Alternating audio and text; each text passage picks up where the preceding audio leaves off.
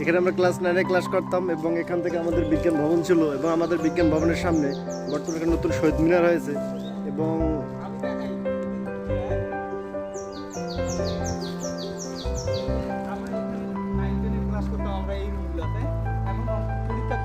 না এইদিকে একটা রোড ছিল যেই রোডগুলো দিয়ে আমরা এদিকে মসজিদের এবং বাজারে যেতাম। এই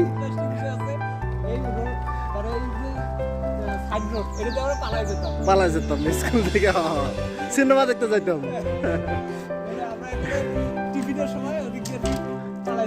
এইদিকে আমাদের একটা বিজ্ঞান ভবন আছে এবং বিজ্ঞান ভবনের সাইড দিয়ে একটা গেট ছিল, মানে ওইদিকে ওয়াল পার হয়ে আমরা পালায় যেতাম, টপকে যেতাম। এবং এখানে যে একটা নতুন ভবন দেখতেছেন, এখানে কোনো আগে ভবন ছিল না এবং এই ভবনে একটা ছোট্ট বিল্ডিং ছিল এবং এই ভবনের জানলা পার হয়ে আমরা ওইদিকে পালায় সিনেমা দেখতে যেতাম। নীলফামারী দীপালি সিনেমা দেখতে যেতাম। আরে দিনগুলো কত সুন্দর না, রমণীয় ছিল। ওই প্রশাসনিক বিল্ডিংটা ছিল আমাদের, যে এই একাডেমিক ভবনটা কর্নারে যে একাডেমিক ভবনটা দেখতে পাচ্ছেন ওটা আমাদের একাডেমিক ভবন ছিল। যাই হোক, আগের থেকে স্কুলটা অনেক উন্নত হয়েছে এবং শিক্ষার মান অনেক বৃদ্ধি পেয়েছে।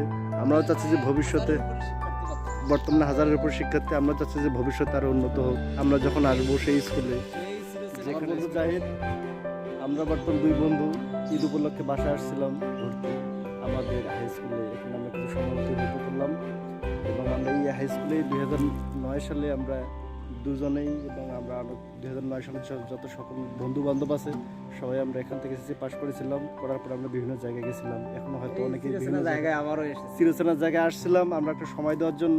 কিন্তু আসলে আমাদের সময় সংকীর্ণের কারণে অন্য কোনো বন্ধুকে আমরা ইনভাইট করার সময়ও পাইনি। আমরা যে চলে যাব খুব সময় সংকীর্ণ, হঠাৎ করে আমাদের এই আলাপচারিতার মাধ্যমে আমরা দুজনকেই মেসেঞ্জারে কন্ট্যাক্ট করে আমরা সেই 10 মিনিটের জন্য বন্ধু সহ অনেক একটা সুন্দর আনন্দঘন মুহূর্ত উপভোগ করলাম। আগের তুলনায় স্কুলে অনেক উন্নত হয়েছে। আমাদের এদিকে একটা বিল্ডিং দিতে পারতেছে, এটা খুব 2019 সালে প্রতিষ্ঠিত হয়েছে। কিন্তু আমাদের স্কুল আবার 1957 সালে প্রতিষ্ঠিত রামগঞ্জ উচ্চ বিদ্যালয়। এবং এদিকে আবার যদি আমরা স্কুলের প্রতিষ্ঠানের অনেক উন্নয়ন, এদিকে একটা প্রাইমারি স্কুল আছে, এদিকে আমরা প্রাইমারি স্কুল আগেও ছিল, কিন্তু এদিকে আমরা বর্তমান যে বিল্ডিংগুলো দেখতে পাচ্ছেন এগুলো আসলে পরিত্যক্ত বিল্ডিং। এগুলো আমরা আগেই ক্লাস করতাম, কিন্তু বর্তমান নতুন ভবন হওয়ার কারণে এগুলো বর্তমানে পরিত্যক্ত অবস্থায় আছে। আমার বন্ধু জাহিদ স্কুল সম্পর্কে কিছু বলবে? না, আমি আর কি বলবো, এখানে এসে তো আমার বলার ভাষায় হারিয়ে ফেলছি যে আসলে এত চিরচেনা একটা জায়গা যেখানে আমরা খেলাধুলা করতাম, কত আড্ডা দিতাম, ক্লাস করছিলাম, হ্যাঁ, বন্ধু বান্ধব একসাথে ছিলাম, আমরা কত যে একটা মজা করছিলাম। যাই হোক, সেই দিনগুলো এখন শুধু স্মৃতি হয়ে আছে।